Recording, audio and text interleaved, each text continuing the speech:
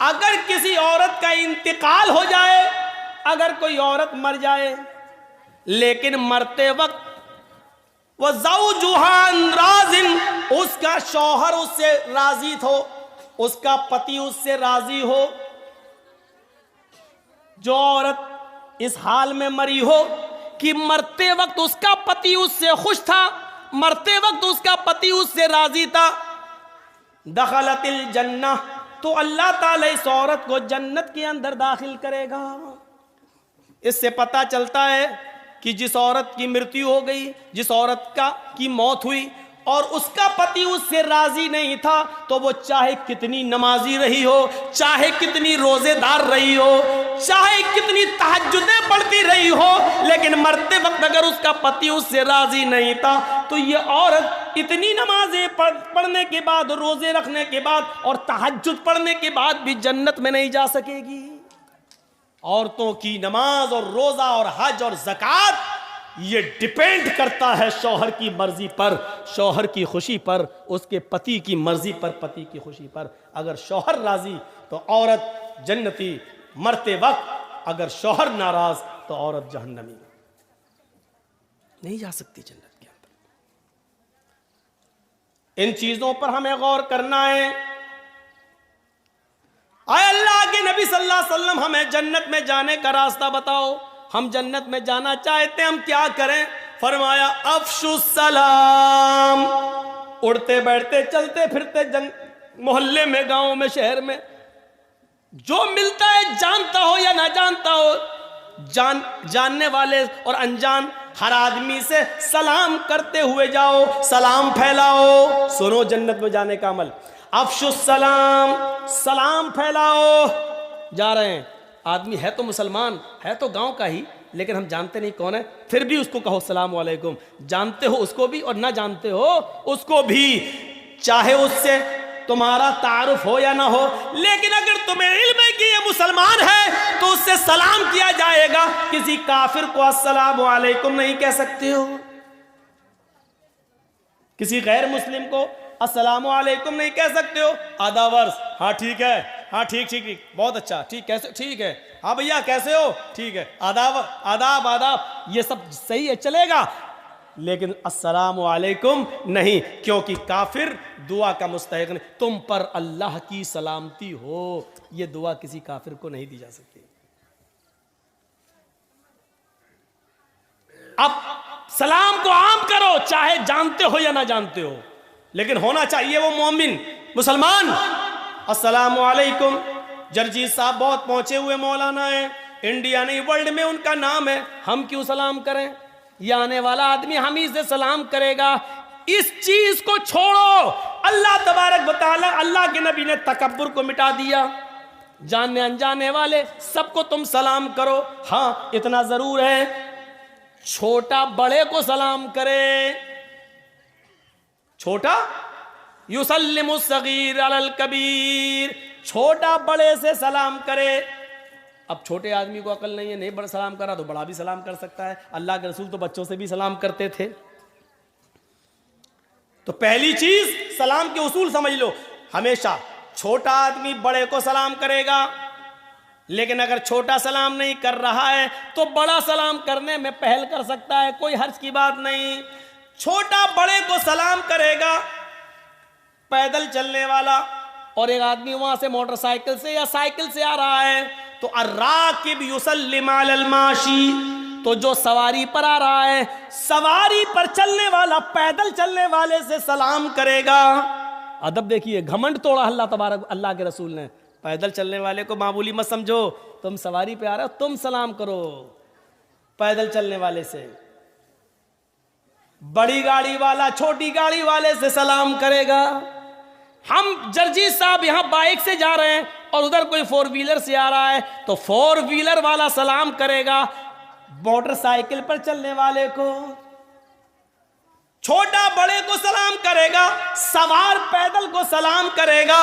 हाँ अगर जानते हो कि इस आदमी से सलाम की उम्मीद नहीं है तो पैदल चलने वाला भी सवार आदमी से सलाम कर ले। अगर जानता है बड़ा आदमी है तो सलाम करेगा नहीं, चलो हम ही सलाम कर लें, ऐसी सूरत में कर लो, कोई दिक्कत की बात नहीं है। लेकिन उसूल और ज़ाब्ता यही है कि छोटा बड़े को सलाम करे, सवार पैदल को सलाम करे।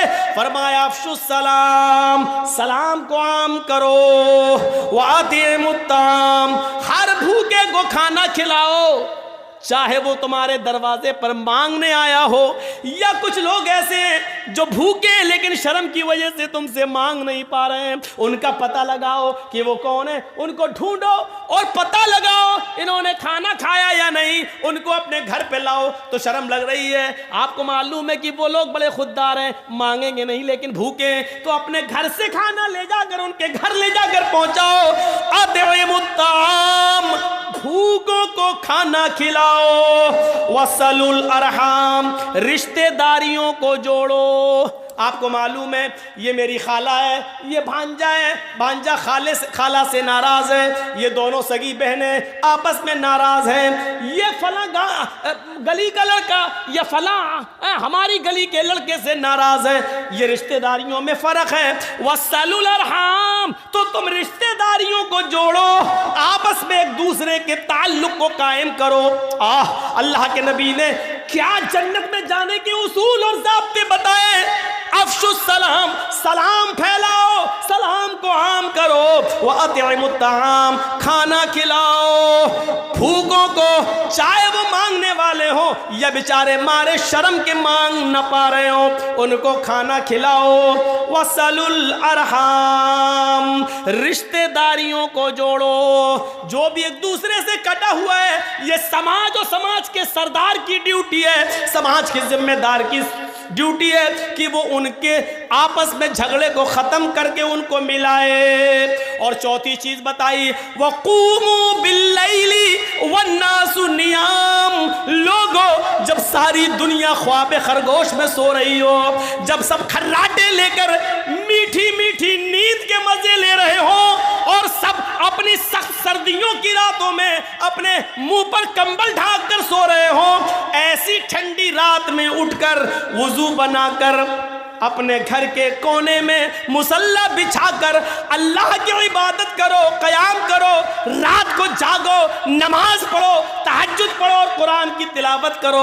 वक़ूमू बिल्लैल, रात के किसी हिस्से में उठो, वन्नासु नियाम, उस वक्त जब लोग सो रहे हो, जब सारी दुनिया नींद के मीठी नींद के मजे ले रही हो, उस वक्त अपने रब को मनाओ, उसके सामने तौबा करो, इस्तिग़फ़ार करो, उठो नमाज पढ़ो, उठो इबादत करो, हाथ उठाओ, तौबा करो, इस्तिग़फ़ार करो, मग़फ़िरत मांगो, अपने आंखों से आंसुओं को गिराओ और रो रो कर अपने रब को मनाओ, रो रो कर अपने रब से तौबा करो। तुम ये चार काम अगर कर लोगे, अफ़शुस सलाम, फिर से सुनो, सलाम फैलाओ, वातिमुत ताम, भूखे को खाना खिलाओ, रिश्तेदारियों को जोड़ो, और रात के तारीख हिस्से में जब पूरी दुनिया सो रही हो तो अकेले उठो और अल्लाह को याद करो, रो और गिड़गिड़ाओ। रात की तारीकी में कौन उठता है? रात में वही उठेगा जिसको घमंड नहीं होगा, क्योंकि वो जानता है सारी दुनिया सो रही है, उसके अंदर दिखावा नहीं होगा।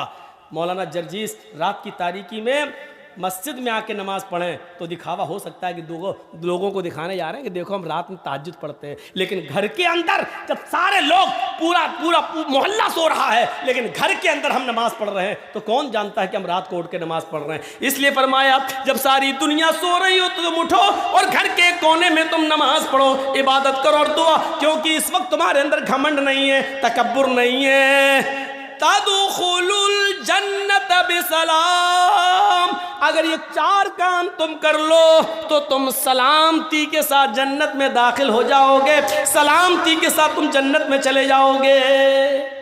सलाम को फैलाओ, भूखों को खाना खिलाओ, ये याद होना चाहिए। कितनी अच्छी चीजें बताई हैं, ये जन्नत में जाने के रास्ते हैं। और हम क्यों आए इस दुनिया के अंदर? उसी खोए हुए मकाम को, जिस मकाम से हमारे बाप आदम और हव्वा को निकाला गया, उस मकाम को दोबारा पाने के लिए अल्लाह ने यहाँ भेजा है। अब गलती यहाँ मत करना, तुम्हारे बाप आदम जन्नत में शैतान की बात मान चुके हैं, इधर भी शैतान तुम्हारा पीछा करेगा। अब इधर तुम उसकी बातों को रिजेक्ट करके, उसकी बातों को अपने पैरों से रौंद कर कुरान और हदीस की बात पर अमल करके उस खोए हुए मकाम को दोबारा पालो। इसलिए हमें भेजा गया है। और आपसे बहुत ही मुअद्दबाना गुजारिश,